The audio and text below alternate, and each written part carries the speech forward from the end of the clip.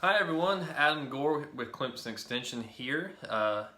This week we're going to be talking about herbicides and kind of science about why we use them and what they do, and some of the alternatives if you don't want to use herbicides.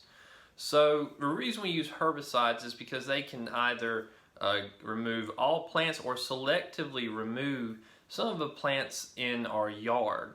As we talked about in the first video, when we have some of these weeds or other plants that are already in the ground, when we put seed in, they will actually rob nutrients from what we want to be directing them towards the seed instead of going towards the weedy plant.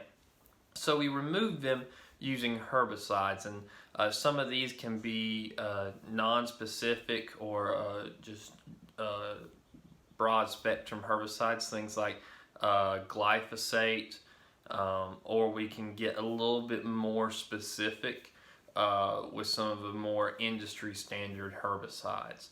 So when we're really trying to control all of our grasses, we'll see combinations of glyphosate, fluazepop, and triclopyr, because that really takes care of all things, whether it be perennial grasses like Bermuda grass or centipede or St. Augustine, our annual grasses, things like crabgrass, and then our broadleaves, so what a lot of people think of as weeds. So what I did in my yard was I just used to throw a herbicide because I'm just going after those broadleaves. Clean up a few of the grasses that are sensitive to the herbicides in there, but for the most part I want to leave those grassy weeds. So this is what it looks like when your 2,4-D and other three-way herbicides are working. You'll see this twisting and bending of petioles and stems because 2,4-D is a synthetic auxin. Then with some of the other herbicides and modes of action in there, you'll start to see some of this discoloration. Stuff like glyphosate is just a general yellowing, and really the big difference is just the amount of time it takes for some of these things to work. So this is after one application of the three-way herbicide that I used.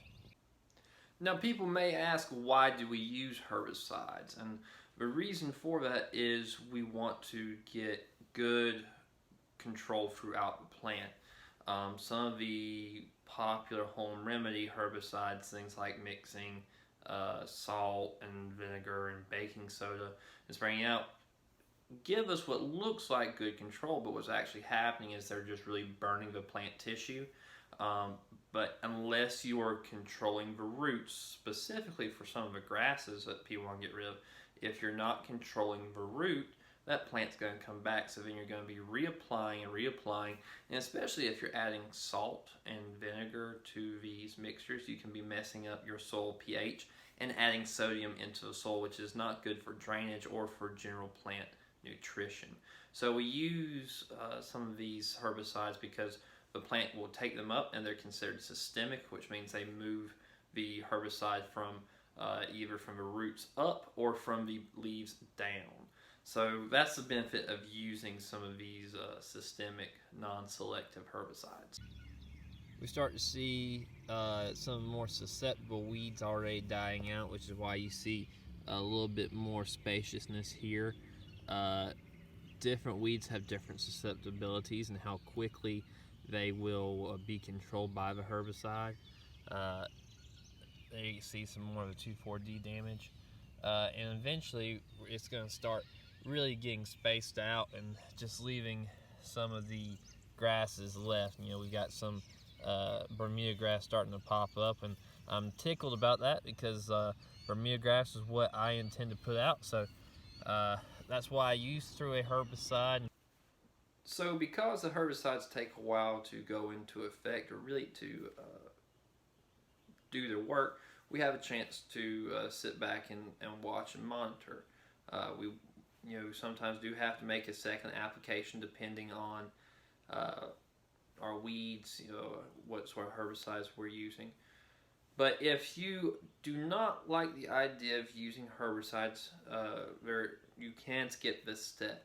Now, the disadvantage of that is that you will be keeping some of those plants still there, and they are going to be competitive and competing against the seed we're putting out later. So, you do have to keep that in mind. But after our herbicide has given us good control, we're going to be going through and scalping our yard. And what that means is weeds and grass will form a kind of a thick barrier. So we're going to be taking our lawnmowers and dropping them to a lower setting and scalping our grass. We're going to be running it through, and it's going to just leave us with a bunch of seed or a bunch of stems. But that way, it's the canopy is opened up so the seeds can fall through and get down to the soil, which is what we want. We want good seed to soil contact. But before that, we are going to be doing some fertilization and preparing the soil. So next week, we're going to get an update on how the herbicides are working, and maybe we can get to that step of scalping and getting our soil ready. But if you have any questions or comments, feel free to drop them in our comment section, and look forward to seeing you next week.